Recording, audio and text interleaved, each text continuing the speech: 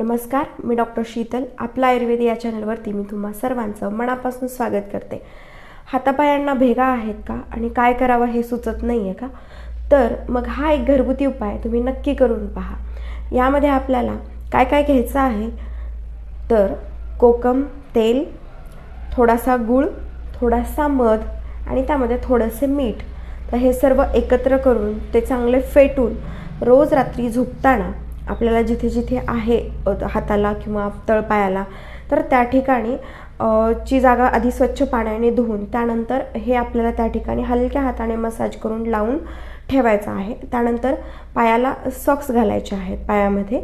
तर हा उपाय तुम्ही नक्की ट्राय करून पहा आणि अशाच नवनवीन आरोग्यदायी माहितीसाठी आपला आयुर्वेद या यूट्यूब चॅनलला नक्की सबस्क्राईब करा.